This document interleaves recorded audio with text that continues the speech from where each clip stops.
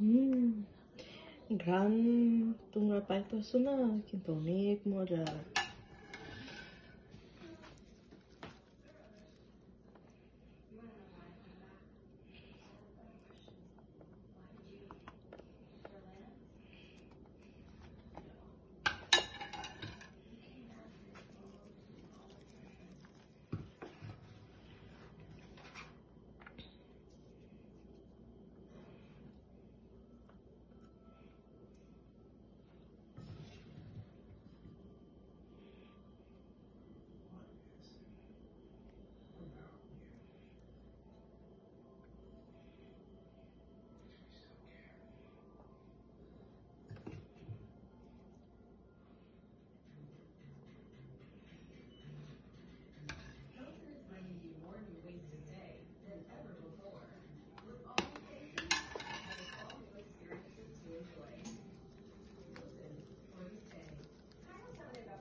আসসালামু আলাইকুম।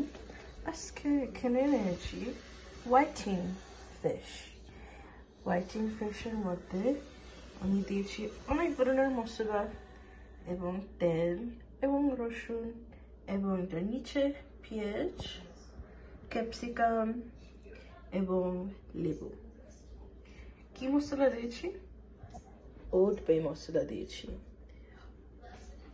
Garlic powder দিয়েছি এবং স্মোকড পাপরিকা দিয়েছি, লেবু রস, রসুন পেস্ট এবং লবণ। ব্রকলির মধ্যে তেল এবং মাত্র লবণ দেওয়া হয়েছে এবং এটা বেক করব অ্যালুমিনিয়াম ফয়েল দিয়ে দেখে রাখানে পরে বেক করব 390 ডিগ্রি ফারেনহাইটে আমার সুন্দর ওভেনের মধ্যে এখানে, এবং 15 থেকে 30 মিনিট ধরে। এটা ডিপেন্ড করে তোমার ওভেনের হিটটা কিরকম। অবশ্যই আমার মতন আপনারাও এটা অ্যালুমিনিয়াম ফয়েলটা খুলে চেক করতে পারো এবং দেখতে পারেন যে মাছটা কতটুকু কুক হয়েছে।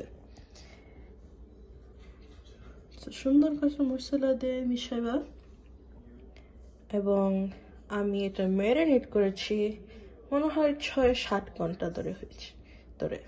হ্যাঁ, টিন ফিশের সঙ্গে বা এটার পাশে থাকবে স্ক্যালপড পটেটোস। হয়তো তুমি দেখতে পারো না, কিন্তু এটা ছোট ছোট আলু চিকন করে কেটে লেয়ার করেছি। এই লেয়ারের মধ্যে হচ্ছে সস, রু সস, এটাকে বলে রু, এবং চিজ, পার্মেজান চিজ। সো আলু এরকম চিকন চিকন চিপসের মতন করে কেটে তুমি দিয়ে দিবা, তারপরে সসটা ঢালবা, তারপরে চিজ ঢালবা, তারপরে এরকম করতে করতে করতে করতে তখন শেষ হয়ে যায়। সসটার মধ্যে তুমি দিবা বাটার এবং তোমার মশলা এবং এটা মিশাইবা তখন, এবং রসুন বাটা, এটা তখন শেষ কুক হয়ে যায় তখন তুমি আটা দিয়ে দিবা। আটা মিশাইবা আটা মিশাইতে তখন আটাটা কুক হয়ে যায়, তুমি দুধ দিবা। দুধ দিতে দিতে এবং আস্তে আস্তে করে তখন এরকম সস হয়ে যাবে।